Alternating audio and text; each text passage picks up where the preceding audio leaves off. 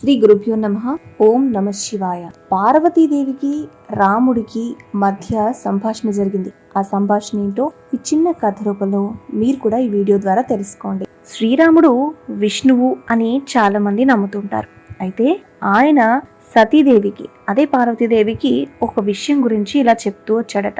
ఏంటి ఆ విషయం అని అడిగితే, తల్లి, నా శివభక్తికి మెచ్చి శంభుడు పరమపదాన్ని నాకు అనుగ్రహించాడు. ఆ పూర్వగాథని నీకు చెప్తాను విను అని శ్రీరాముడు సతీదేవికి చెప్తున్నాడు.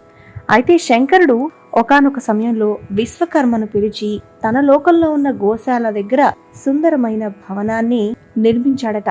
ఛత్ర చామరాదులను, సింహాసనాన్ని కూడా ఏర్పాటు చేసి బ్రహ్మ, ఇంద్ర, సకల దేవతలను, మిగతా దేవజాతులను, అప్సరసలు, గాయకులను రప్పించి అనేక దివ్య వస్తువులన్నీ సమకూర్చి స్వయంగా బ్రహ్మాండ మండపంలో నన్ను సింహాసనారూఢుణ్ణి చేసి సార్వభౌమ చిహ్నంగా శిరస్సున రత్న కిరీటాన్ని ఉంచి అనేక వరాలిచ్చి సృష్టి పాలనా కర్తవ్యాన్ని నాకు అనుగ్రహించారు అని చెప్పాడు. అంతేకాదట, సనాతనమైన వేదాలు కూడా నా మహిమను కీర్తించినట్టే నీ గాథలను కూడా వర్ణిస్తాయి అని వరాన్నిచ్చారట. తన స్వీయ ఐశ్వర్యాన్నంతటినీ నాకు ధారపోశాడు. హరిద్వేషులను తను దండిస్తానని అప్పుడు శపథం చేశాడట. ఈ గోలోకం సర్వ సమృద్ధమై భక్తులకు పరమపదమై మహోజ్వలమై ప్రకాశించగలదని వరమిచ్చాడు. స్వయంగా తన దోసిలొగ్గి నమస్కరించి అందరిచే నమస్కరింపచేశాడు. ఆ విష్ణువే నేను.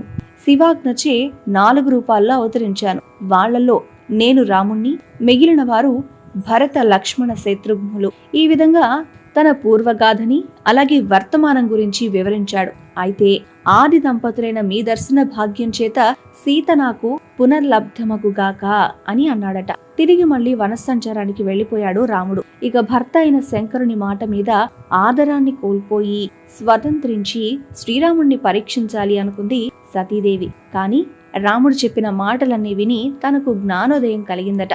సతీ చాలా బాధపడుతూ దీనంగా ఉన్న ముఖంతో భర్త దగ్గర, అదే పరమేశ్వరుని దగ్గర నిలబడింది. తల వంచుకుని నిలుచుని ఉన్న సతిని చూసి ధ్యాన మార్గంలో జరిగిందంతా తెలుసుకున్నాడు పరమేశ్వరుడు. పూర్వ ప్రతిజ్ఞని స్మరించి మనసులో విషాదాన్ని పొందాడు శివుడు. ధర్మవక్త, ధర్మకర్త అయిన శివుడు వేద ధర్మ ప్రాపాలకుడు కనుక సతిని మనసులో పరిత్యజించి కైలాసానికి వెళ్లిపోయాడట. అయితే మార్గ మధ్యలో ఆకాశవాణి శివుని ధర్మనిష్టకు మెచ్చి, శంకర, నువ్వు ధన్యుడవు. నీతో సమానంగా ప్రతిజ్ఞాపాలనను నెరవేర్చుకోగల మహాయోగి మరొకరు లేరు అని చెప్పిందట. అలా పలుకులు విన్న సతీ కాంతిని కోల్పోయి, నాథ, మీ ప్రతిజ్ఞ ఏమిటో నేను వినాలనుకుంటున్నాను అని కోరినా కూడా దానికి శివుడు సమాధానం చెప్పలేదు. సతీ ధ్యానంలో శంకరుణ్ణి ధ్యానించి సర్వాన్ని తెలుసుకుని నిట్టూర్పు విడుస్తూ చాలా బాధపడింది సతీదేవి. ఇంతకీ సతీదేవి బాధపడుతుంటే శివుడు ఏం చేశాడు? తిరిగి వచ్చాడా అంటే ఆమె మనస్సును తెలుసుకున్నాడు శంకరుడు. ఆమెకు అనేక విషయాల గురించి, పూర్వం జరిగిన కథల గురించి చెబుతూ ఆమెకు ఊరటని కలిగించాడు. ఇలా ఒకానొక సమయంలో రాముణ్ణి పరీక్షించాలనుకుని సతీదేవి వెళ్లి రాముడితో మాట్లాడి, అలా రాముడి గురించి రాముడే విష్ణువు అని తెలుసుకుని శంకరుడే తనకు గోలోకమని ఒక దివ్యమైన సృష్టి జరిపి తనకు బాధ్యతను అప్పగించిన విషయం గురించి వివరంగా సతీదేవికి రాముడు చెప్పాడు.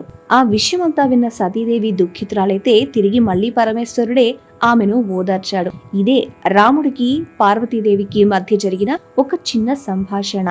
ఇది కార్తీక పురాణంలో ఉన్నది. ఇలాంటి వీడియోల కోసం మా ఛానల్ ని సబ్స్క్రైబ్ చేసుకోండి. ఈ వీడియో నచ్చినట్టయితే లైక్ చేయండి, అలాగే ఈ వీడియోను షేర్ చేయండి. Thanks for listening.